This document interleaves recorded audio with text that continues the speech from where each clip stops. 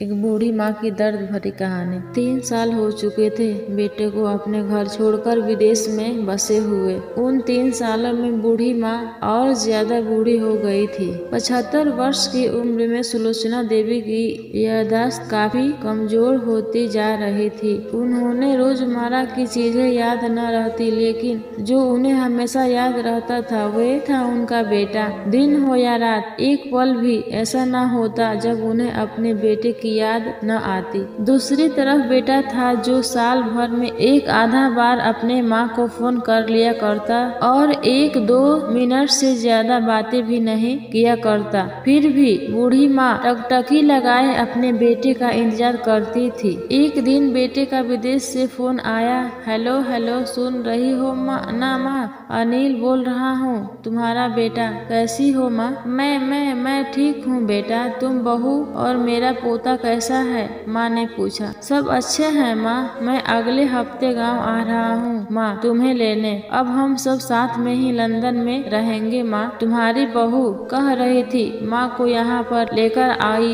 बेचारी अकेली वहाँ परेशान होती होगी, बेटे ने कहा। माँ की बूढ़ी सूखी आंखें आंसुओं से भीग गई। उसके कमजोर शरीर के नस नस में खुशी की लहर दौड़ आई। बेटे और बहू का अपने प्रति प्रेम देखकर माँ का मन खुशी से भर आई। बेटा ने आगे कहा, माँ तैयार रहना माँ, मुझे ज्यादा दिन छुट्टियाँ नहीं है। जिससे जितने पैसा लेना है लेकर रखना। तब तक मैं प्रॉपर्टी डीलर से बात कर लेता हूँ। घर के लिए माँ ने पूछा। हाँ माँ, गाँव घर हमें बेच देना पड़ेगा। अब हम साथ में ही रहने वाले हैं तो वहाँ पर घर रखने का कोई मतलब नहीं है माँ, बेटा ने कहा। बुढ़ापे की वजह से ठीक से चलने में सक्षम माँ ने पूरे मोहल्ले में घूम घूम कर अपनी इन खुशखबरी को सबको सुनाया। सभी को खुशी हुई। सबको लगा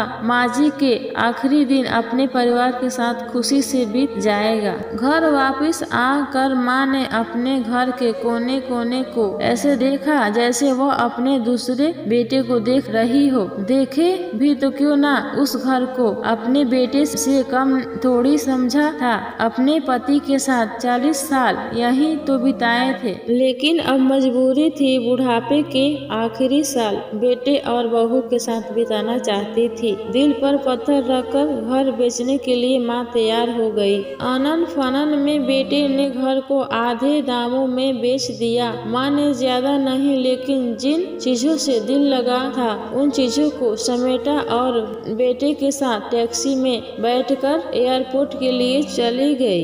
एयरपोर्ट पर जाकर बेटे ने माँ से कहा, माँ तुम यहीं बेंच पर बैठो, मैं सामान और बोर्डिंग पास की जांच करा कर आ रहा हूँ। वहाँ वक्त लगता है और खड़ा रहना पड़ता है, तुम्हें तकलीफ होगी, तुम यहीं आराम करो। मैं यूँ गया और यूँ आया। माँ बेंच पर बैठ आई और बेटा अंदर चला गया।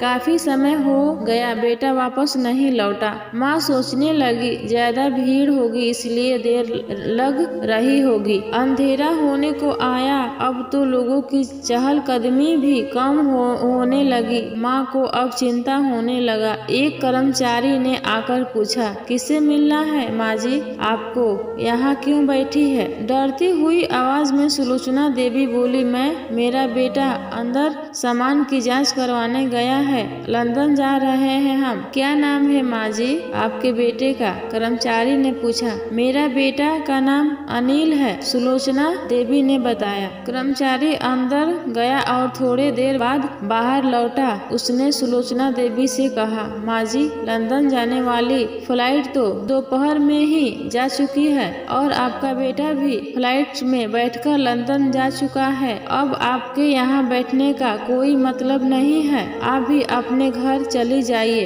क्या जा चुका है और मैं घर जाऊँ? घर? माँ की आंखों से आंसुओं के सैलाब उठने लगे। जैसे तैसे माँ घर पहुँची तो अब उसका था ही नहीं, बिक चुका था। वे वहीं बरामदे में तुलसी के पास सो गई। घर के नए मालिक को उस पर दया आई तो एक कमरा किराए से उसको दे दिया। पेंशन के पैसे से खाना और किराए का बंदोबस्त हो जाता था। दिन बीतने लगे। कुछ कुछ दिनों बाद घर के मालिक ने सुलोचना देवी से कहा, माँ जी, आप अपने रिश्तेदारों के यहाँ पर जाकर क्यों नहीं रहती?